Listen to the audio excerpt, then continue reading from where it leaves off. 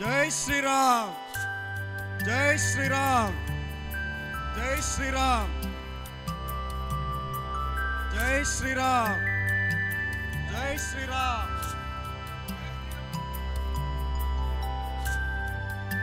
జై శ్రీరామ్, జై శ్రీరామ్, జై శ్రీరామ్, జై శ్రీరామ్.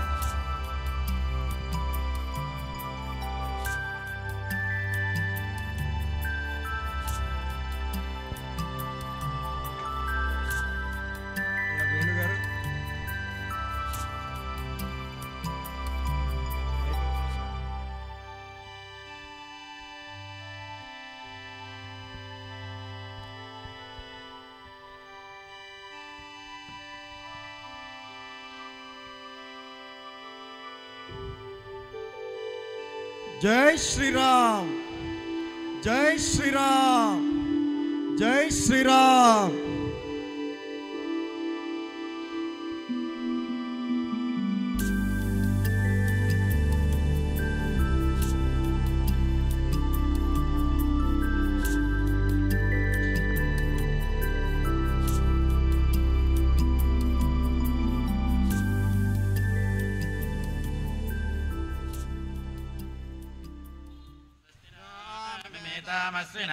स्वस्ति देव्यतिरनर्पणः स्वस्ति पूषा असुरोदरादरण स्वस्ति पृथिवी सचेतनः स्वस्ति वायुपप्रवामहे स्वामो स्वस्ति भवनस्य यस्पति सर्वगणं स्वस्तये आधिक्यासो भवन्तु नः.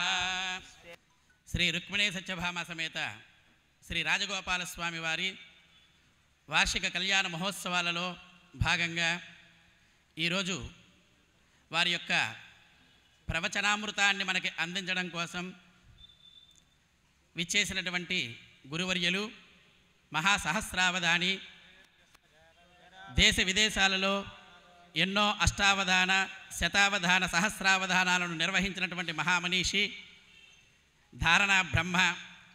వారి గురించి పరిచయం చేయాలి అంటే వారి ప్రవచనం కన్నా పరిచయమే ఎక్కువగా ఉంటుంది. అటువంటి మహానుభావులు అందరి హృదయాలలో నిలిచి భక్తుల యొక్క హృదయ సామ్రాజ్యాన్ని ఏలుతున్న మగుటంలేని మహారాజు బ్రహ్మశ్రీ డాక్టర్ గరికపాటి నరసింహారావు గారు మన పట్టణానికి విచ్చేయడం మనందరికీ కూడా ఆనందదాయకం.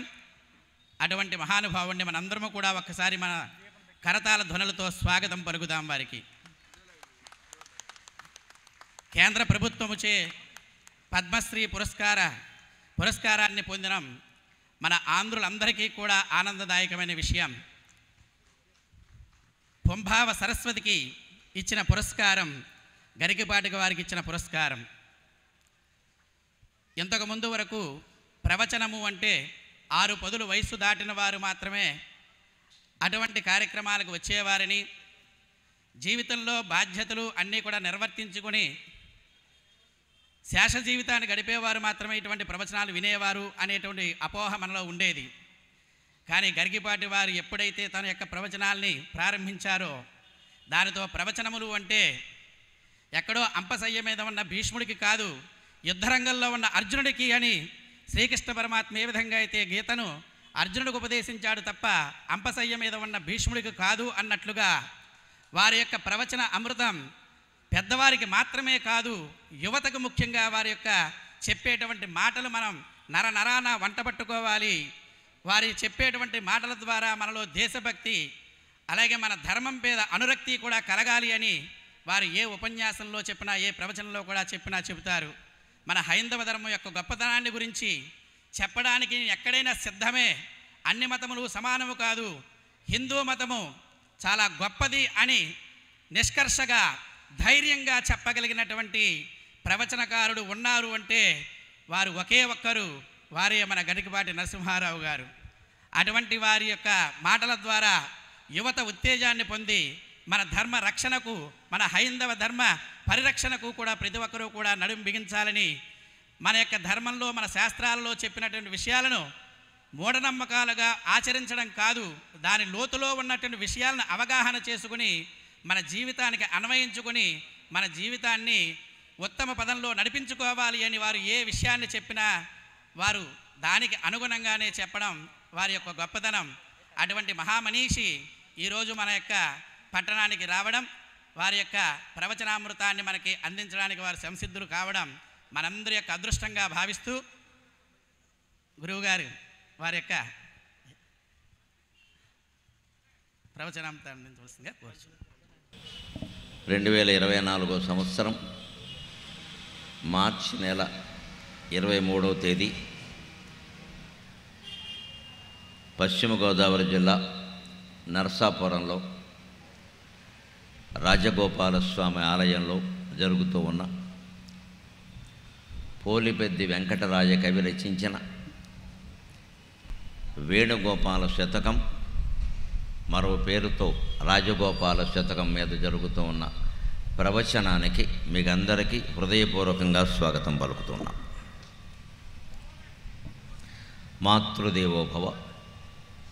దినముల్ మాసములేండ్లు పూండ్లు కనులం దీపములం చేసి. అమ్మా, నిన్ననే మా అమ్మ ఆబ్దికం పెట్టుకుని రాత్రి బయలుదేరి రైల్లో వచ్చా. మనకి ఆబ్దికాల్లో ఒక ప్రక్రియ ఉంటుంది. ఒక ముద్ద, అన్నం ముద్ద అలా తయారు చేసి దాని మీద కొద్దిగా నెయ్యి తెలలు వేసి అది ముద్దగా చేసి కాకికి పెట్టమంట. కాకిని పితృదేవతలకి ప్రతీకగా భావిస్తారు. కాకికి ఆ వరాన్ని యమధర్మరాజు ఇచ్చాడు ప్రత్యేకం. పితృకార్యాలు చేసేవాళ్ళందరూ ఈ పని చెయ్యాలి ఖచ్చితంగా. దీని కులంతో నిమిత్తం లేదు, అందరూ చేయొచ్చు.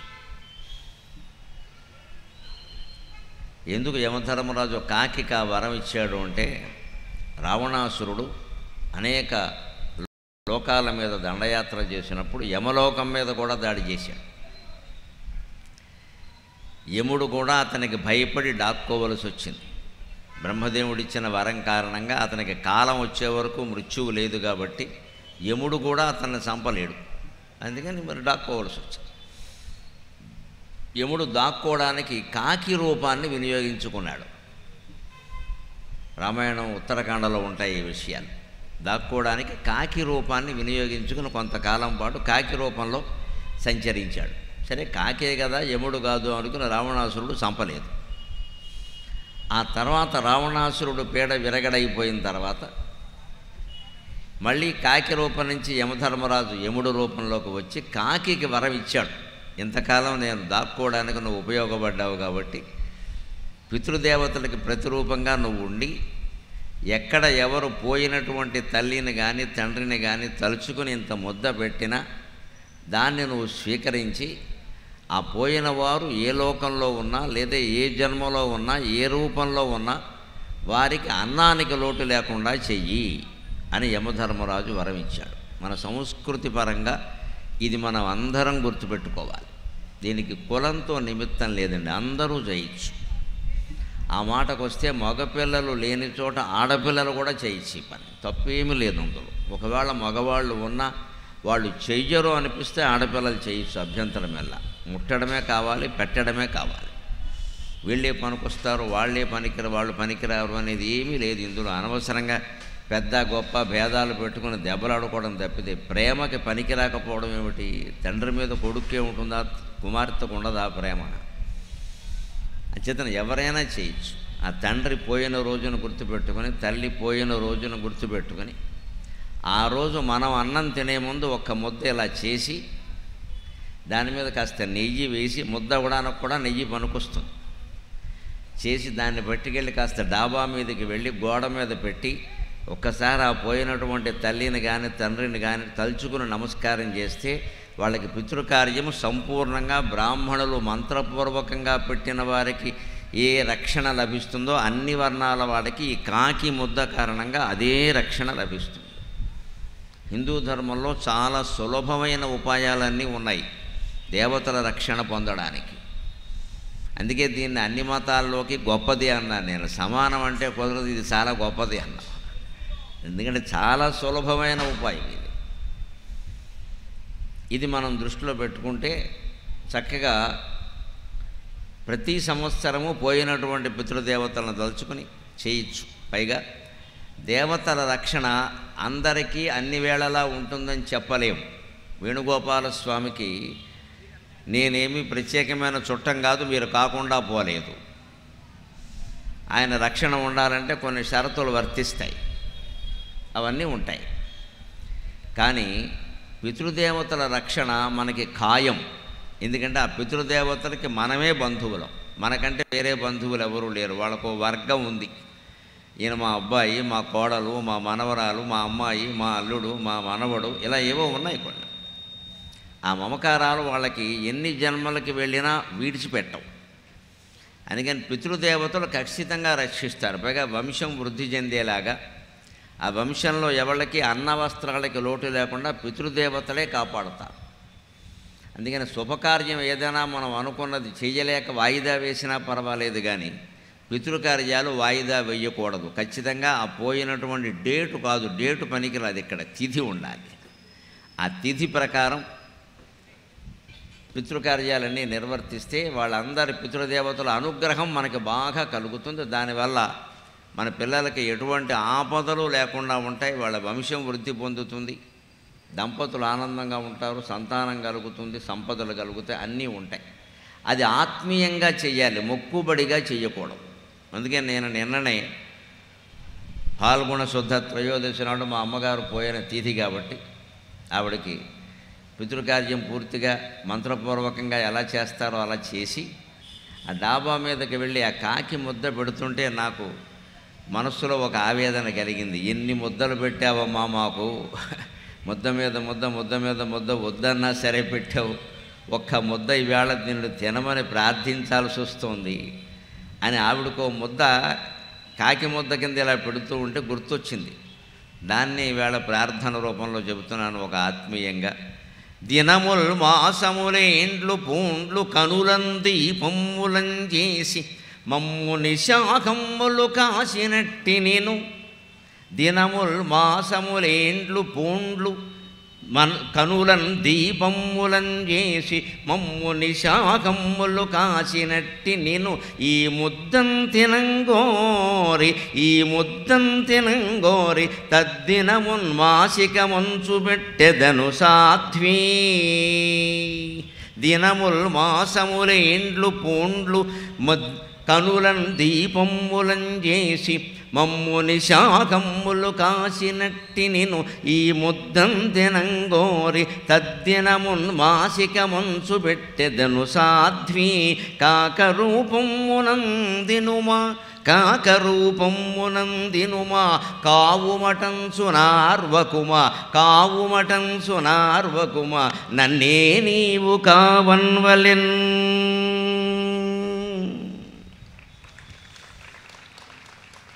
సంతోషం. పద్యం చెప్పగానే అర్థమై చప్పట్లు కొట్టేవాళ్ళు ఇంకా ఆనందంగా ఉన్నారు. సంతోషం. గోదావరి జిల్లా నీళ్ళు అటువంటివి, వేరే అర్థాలు తాత్పర్యాలు అక్కర్లేదు. పద్యం చెప్పగానే ఆ భావం అర్థమవుతుంది. అప్రయత్నంగా రెండు చేతులు దగ్గరవుతాయి. పద్యాలు ఇక్కడ పుట్టాయి. ఇక్కడ నీరు ఒక్క చుక్క నీరు తాగితే పద్యాలు వస్తాయి. గోదావరి నీరు ప్రభావం అది, సముద్ర తీర ప్రభావం అది.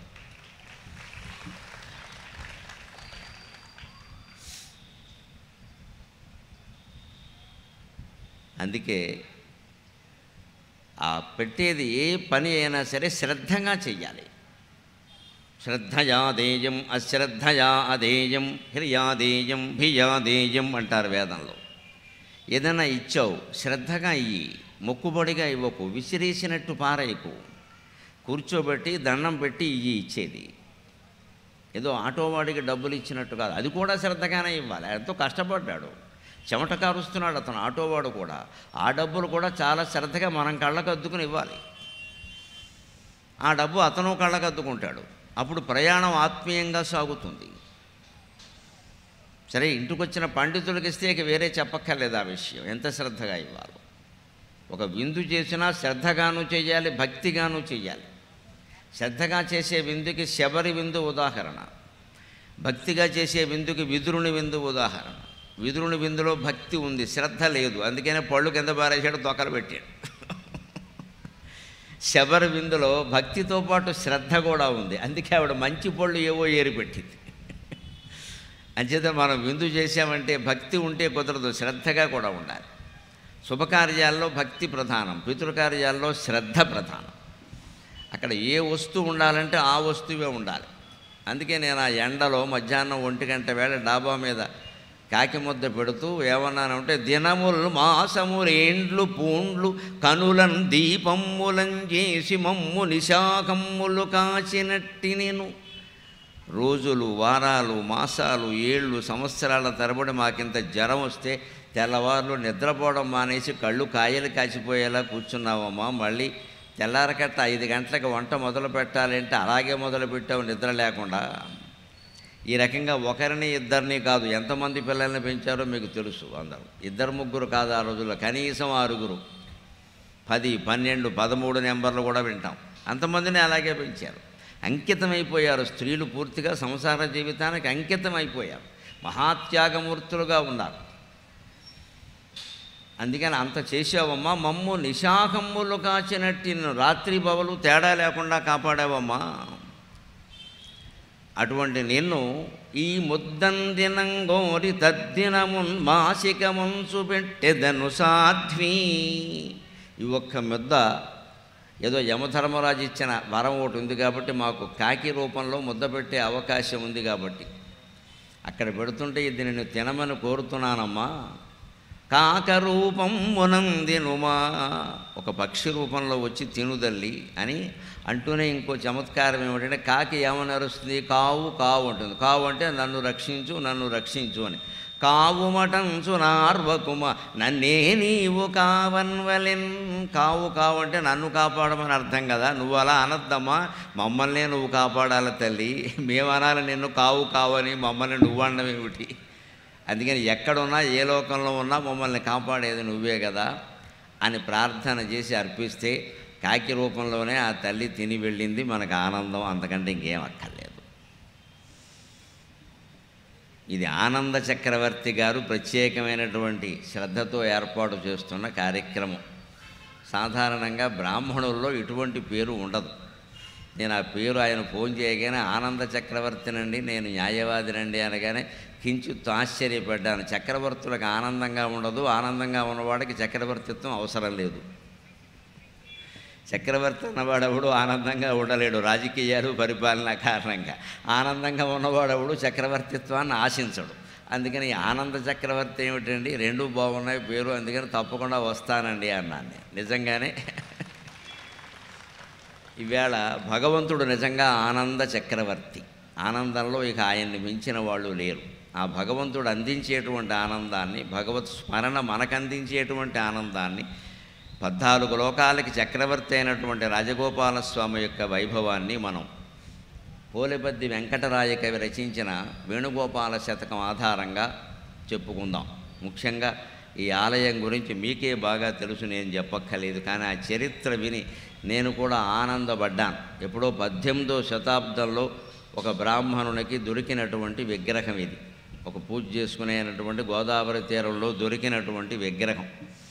ఆయన పట్టుకొచ్చి ఇక్కడ ఆనందంగా, సరే తన ఊరు ఇది కాబట్టి ఇక్కడ ఏదో స్థాపన చేద్దామని చూస్తే అక్కడ గుడి కట్టాక రాజోల్లో దొరికింది కాబట్టి రాజోలు మాది అని విగ్రహం కావాలి అన్నట్టు. మొత్తం మీద కొంత వివాదం నడిస్తే ఆ రోజుల్లో చూడండి పెద్దలు తగాదాలను ఎలా పరిష్కారం చేసేవారు. చాలా తేలిగ్గా పరిష్కారం చేసేవారు. ఊరికి కోర్టులకు వెళ్ళిపోవడం, కొట్టేసుకోవడం, ఓ 25 ఏళ్ళు ఖర్చులు పెట్టేసుకోవడం, తప్పుడు రాజీకి రావడం. ఈ రాజీకి వచ్చేది మొదటే వస్తే గొడవ లేదు కదా. అందుకే ఎప్పుడు పెద్ద పెద్ద న్యాయవాదులు సుప్రీంకోర్టు ప్రధాన న్యాయమూర్తిగా పనిచేసి పదవి విరమణ చేసిన ఎన్వి రమణ గారు కూడా చెబుతున్నది ఏమిటంటే, అంత పెద్దవాళ్ళందరూ చెబుతున్నది ఏమిటంటే, మధ్యవర్తిత్వ పరిష్కారాలు చూడండి, మధ్యవర్తి పరిష్కారాలు చూడండి అంటున్నారు. గ్రామంలో పెద్దలు ఉంటారు, కరణం గారు ఉంటారు, మున్సబు గారు ఉంటారు, ఎవరో రకరకాలు ఉంటారు, ప్రెసిడెంట్ ఉంటారు. వాళ్ళ యందు మనకు గౌరవం ఉంది. ఇవాళ ఉన్నంత రాజకీయాలు పూర్వం లేవు. అందుకని వాళ్ళందరి క్షేమాన్ని కోరేవారు. వాళ్ళు ఒకవేళ ఎవడన్నా మాట వినకపోతే ఆ డబ్బు నేనిస్తాననేవాడు. ఈయన పౌరుషాన్ని, నేను చెప్పిన తీర్పు నువ్వు కాదంట, నువ్వు బో నేనిస్తా అనేవాడు. ఆ చహల్, ఆ సామర్థ్యం ఉండేది అక్కడ. అందుకని వాళ్ళ మాట ఇతరులు వినేవారు. అలాగే ఇక్కడ వచ్చినటువంటి తగాదాని ఈ విగ్రహం మేము తెచ్చాం ఇక్కడ పెట్టుకున్నాం కాబట్టి మా దేవుడు అని వీళ్ళంటే, మాది రాజోల్లో దొరికింది కాబట్టి విగ్రహం ఇది రాజోలు పంపించేయండి మేమే గుడి కట్టుకుంటామని వాళ్ళంటే, మొత్తం మీద వేణుగోపాలస్వామిని రాజగోపాలస్వామి చేసి తగాదా తీర్చేశారు ఒక్క దెబ్బలో. ధార్మిక పరిష్కారం అంటే ఎప్పుడూ ఇలా ఉంటుందండి. దీనికోసం కత్తులు నూరుకోవలసిన అవసరమేం లేదు. ధార్మికమైన పరిష్కారం ఎప్పుడూ శాంతిమయంగా ఉంటుంది. కాస్త మన మనస్సును సరిపెట్టుకోగలిగితే చాలు. దీనికోసం ఇది వేణుగోపాలస్వామ రాజగోపాలస్వామ అని కోర్టుకు వెళ్ళుంటే ఇవాల్టి వరకు ఆ తగాదా తెమిలేదు కాదు. ముఖ్యంగా నా బాధ నాది, నన్ను ప్రవచనానికి ఎవడు పిలిచేవాడు కాదు. తగాదాయ తమలపోతే నన్ను ఎవడు పిలుస్తాడు, మేమే కొట్టుకు చూస్తున్నామండి మీరెందుకు ఎక్కడికంటే. ఇలాగే మనం దేవాలయం తగాదాలు కాదండి, ఇంట్లో తగాదాలు, ఊళ్ళో తగాదాలు కూడా ఇలాగే మనం పరిష్కారం చేసుకోవాలి. మంచి చెడ్డ చెప్పగలిగిన వాళ్ళు, నిష్పక్షపాతంగా వ్యవహరించగలిగిన వాళ్ళు అన్ని కులాల్లోనూ పెద్దవాళ్ళు ఉన్నారు. ఇవాళ అన్ని కులాల్లోనూ ఉన్నారు. వారి మాట వినాలి. కాస్త నువ్వెవడు నాకు చెప్పడానికంటే ఎవరేం చెప్పలేరు. ఇక్కడ ఏమీ మనసులో దురాలోచన లేకుండా ఊరు బాగుంటే చాలు, కుటుంబంలో తగాదా వస్తే మొత్తం కుటుంబం బాగుంటే చాలు, ఊళ్ళో తగాదా వస్తే మొత్తం ఊరు బాగుంటే చాలు అనేవాళ్ళు ఇప్పటికీ ఉన్నారు. లేకపోలేదు, దేశం గొడ్డుపోలేదు. ఆ సదాలోచనే లేకపోతే ఈ మామూలు మనిషి చెప్పే ప్రవచనానికి ఇంతమంది జనం రారండి. ఇక్కడ వచ్చారంటే సహృదయం సదాలోచన ఉందనే అర్థం. మనమంతా సత్యం కోసం ధర్మం కోసం కట్టుబడి ఉండడానికి సన్నద్ధులమే ఉన్నాం కాబట్టే వచ్చాం ఇక్కడికి. లేకపోతే ఎందుకు వస్తాం? నేనేమన్నా సినిమా స్టార్నా క్రికెట్ స్టార్నా? ఏం చూస్తారు నన్ను? పైగా ఈ ప్రవచనాలు సాధారణంగా 2 గంటలు ఉంటాయి. ఇదో సినిమా, ఎన్నో పనులు మానుకోవాలి. ఇక్కడ కూర్చుంటే నాకేదైనా ప్రయోజనం ఉంటుంది, సత్కారం చేస్తారు కానీ మీకు ఏమీ ఇయ్యరు. మీకు ఆయాసము చెమటపడ్డము తప్ప. మరి ఎన్ని భరించి ఎందుకు వచ్చారండి? సత్యం ధర్మం యొక్క విలువ ఎటువంటిది అంటే అది నిన్ను వెంటాడుతుంది మిత్రమా, అది నిన్ను వెంటాడుతుంది.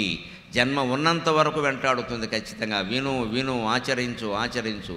దుఃఖపడుతున్నావు కదా తెలుసుకోవే అని అంతరాత్మ ఎప్పటికప్పుడు హెచ్చరిస్తుంది. ఆ హెచ్చరికకి మనం ప్రాధాన్యం ఇవ్వక తప్పదు. అందుకోసం ఈ ఆలయ చరిత్ర ఆ తగాదాన్ని సున్నితంగా పరిష్కరించిన విధానమే మనకి గొప్ప ఉదాహరణ. ఒక చిన్న పేరు మార్పు ద్వారా వేణుగోపాలస్వామిని మీ రాజోలు కూడా కలిపి రాజగోపాలస్వామి అంటామని కానీ అవతల వాళ్ళు నమస్కారం అన్నారు. గొడవలేదు. ఇంకా ఏమైంది? భగవంతుడు ఒక పేరా, ఒక రూపమా? అనేక రూపాలున్నాయి, అనేక నామాలున్నాయి. అనేక రూపాలున్నాయి, అనేక నామాలున్నాయి. నామరూపే నియతే సర్వత్ర వ్యభిచారతః అనామరూపం సర్వం స్యాత్ ఇది వేదాంత నిండిమఖ అంటారు శంకరాచార్య. నామరూపాలు ఎప్పుడు శాశ్వతంగా ఏముండవయ్యా, మారిపోతూ ఉంటాయి. ఇప్పుడు మనం కూర్చున్న వాళ్ళందరం ఒక్కసారి ఆలోచించుకుందాం. మనకి కనీసం ప్రతి ఒక్కరికి 3-4 పేర్లు ఉంటాయి. బళ్ళో రాసిన పేరు వేరు, ఇంట్లో పిలిచే పేరు వేరు, ఇంట్లో బంధువులందరూ పిలిచే పేరు వేరు, స్నేహితులు పిలిచే పేరు వేరు. ప్రతి ఒక్కరికి 3-4 పేర్లు ఉంటాయి కనీసం. మరి మన పేరులో ఏది పేరు అంటే ఎక్కడికక్కడే అదే పేరు, ఎక్కడికక్కడే అదే పేరు. అంటే దాని నామరూపాల కోసం అంత దెబ్బలాడుకోవలసిన పని లేదు. నజీవ బ్రహ్మణోర్భేదః నామ్నా రూపేణ విద్యతే నామ్నో రూపస్య మిథ్యాత్వాత్ ఇది వేదాంత నిండిమఖ. జీవుడికి దేవుడికి భేదం కూడా కేవలం నామాన్ని బట్టి రూపాన్ని బట్టే ఉందయ్యా. ఆ పేరు రూపం రెండూ కూడా మిథ్యే కదా, అనుమానమే ఉంది. మన రూపం ఏమన్నా మన చిన్నప్పుడు ఉన్నట్టు ఇప్పుడు ఉందా? దేహినోస్మిన్ యథా దేహే కౌమారం యౌవనం జరా తథా దేహాంతర ప్రాప్తి ధీరస్తత్ర నముఖ్యతి. భగవద్గీత 2వ అధ్యాయంలో చెప్పిన మాట సాంఖ్యయోగం.